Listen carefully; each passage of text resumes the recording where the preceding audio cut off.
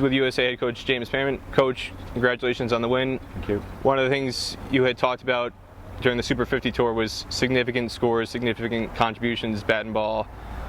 5-wicket haul tonight, a 95 from Aaron Jones. Does that classify as significant contributions in your book? Yeah, absolutely. It goes a long way to winning the game of cricket, doesn't it? When you're, I guess one of your senior bowlers picks up a fifer and then one of your top 4 goes and gets 95 when you're chasing just over 200. So yes, both significant performances and ultimately meant that we deserved to win the game. Death bowling in particular was something that Saurabh Netravalkar stood out on the tour in Trinidad, took a couple of 3-fers in the last few games with some spectacular death bowling for the 5 wickets here at the death. And there was a kind of a crucial, subtle sequence there in the previous over where it looked like the set batsman who was on 59, Mohammed Usman, could have taken a single off the 5th ball, chose not to. The tail ender kept strike, and then Saurabh was able to exploit that kind of mental lapse and get the last 2 wickets to deny them the last 10 balls. How crucial was that, did you think, in denying them a chance to get to 220, 225? Yeah, well, absolutely. I think Saurabh's got the skills to expose the tail enders, you know, coming down that death phase. And when we went into the last 6 overs, you know, they were 6 down, and it was an established partnership, and we were thinking around that 230, you know, would have been a score that we would have been happy with at the start of the day. But to restrict them to 23, I think, in that death period, and to pick up 4 wickets was a great effort by us, and obviously in particular Saurabh. The quality and the skill that he's showing in that area is really important for our team, and long may it continue. Go ahead. So I was following the Super 50 on TV, following Aaron Jones's batting as well, and today, while actually watching him on the ground, I feel that it was a refreshing change in attitude as far as his batting mindset was concerned. I found, I mean, intent was there, but I found a lot of clarity in thought as well. So what are your 2 cents on that? And did the team management actually sit down with him and let the team management's expectations know out of him?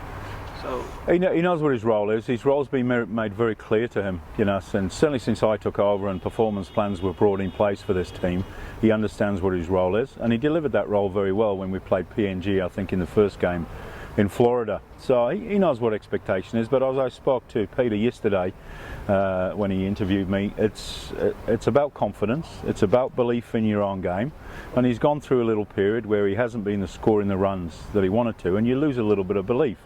So it's then very important that you've got a routine that you can go back to in training to find some form, and you build that belief in the nets. But you don't get confidence until you've actually started scoring runs. So for him to get a couple of scores under his belt in Super 50 has then just allowed him to feel a little bit more confident. Came out here against Scotland and once again played quite nicely, and today is a little bit more of a fruitful reward for the work that he's done in the training environment, but also for the mindset that started to believe again.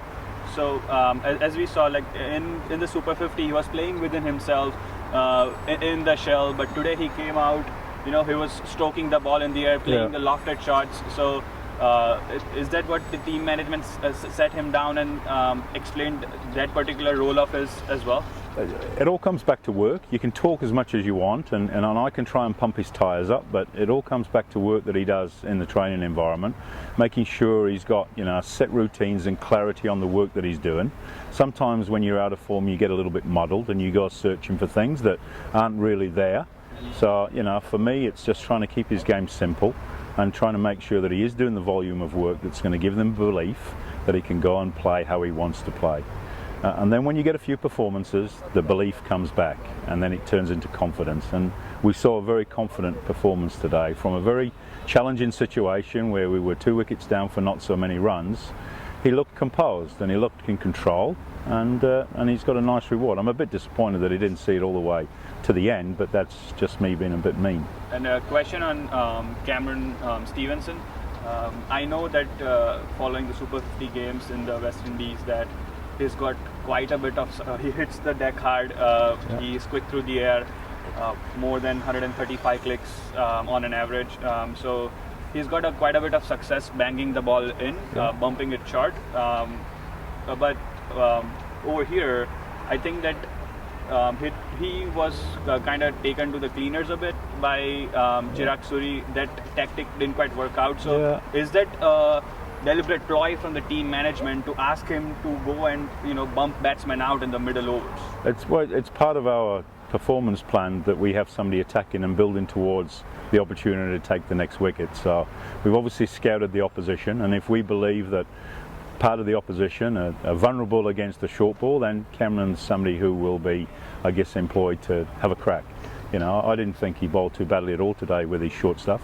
He was probably, of the three seamers who attempted to bowl short balls, he actually bowled the better ones, but didn't result in wickets today. But I was very happy with the role that he played as part of a partnership through that middle phase. But yeah, you're right. At times that will be his role, but other times it won't be, dependent on who he's bowling to and what the situation of the game is. Just more and I'll let you. Since the last two games of the Super 50 and this game in particular, we have been also seeing that Captain Netravalkar has been constantly getting six players inside the circle in the power play too as well. Is that a well thought out method as well on going about attacking the opposition in the middle overs?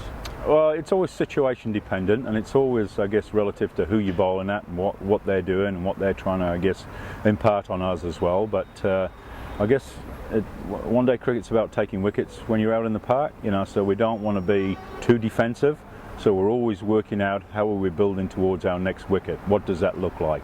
We've got very good spinners through that middle phase as well, and while they're not always employed in an attacking manner, we can utilise the fields to create pressure and make opposition do what they're uncomfortable with doing. So sometimes that results in a wicket for those guys. Sometimes it might build pressure that creates a wicket. So utilising your field is all part of that process. And what factors do you consider? When I know Karim Agor is your frontline spinner, like what factors would you consider in picking either Nisarg or Nosh? Like when I say factors, I mean the kind of pitches or ground dimensions. Like are those the factors that you consider in picking either Nisarg or Nosh? Well, form is one thing. Nosh has bowled extremely well through the back end of Super 50, and he's continued that form here with very good performance against Scotland and another good performance today. Balance of the team is another one, but also the opponents as well. We study the opponents and what type of things that they like to face, they've been consistently successful against, and what things have challenged them. So we consider a number of factors, which obviously include the opposition and the ground. Yeah. Just going back to Aaron Jones briefly, the situation that he came into 4 for 2, facing a hat-trick ball. You talked about the composure, but is there anything in particular that impressed you the most about how he started and then how he went about the knock in the middle and later stages? Yeah, I think it was very important that he established some kind of a partnership with Xavier, and while it wasn't all dominance and plain sailing, it was a good establishment, a good foundation that they created. There were still a number of things that I'll talk to them about where I felt that we missed out on runs early on in that partnership, but that was predominantly down, I think, to a little bit of anxiety of the situation. But to soak up that situation and just to, I guess, put them back on the back foot, stop their exuberance and calm them down a little bit was key to the starting of that partnership, and they did that very well. What's the number one thing coming out of this game that you are hoping to, I guess, build off of, especially in the context of coming up against Scotland, considering that you lost them in the warm-up match? Yeah, well, I mean, that's by the by, really, to be honest. We're playing a competitive game tomorrow. The number one thing that we'll take from this is the confidence of winning. The confidence in our plans that when we execute them as close to as they're designed, we're a good team and we've got good players. So that's the thing we'll take from this game, is the confidence of winning. But we know that we've got to stretch our mark and go again tomorrow against a good team. But we'll be excited about that, and the boys have already started their preparations now. That's why I'm talking to you, not them.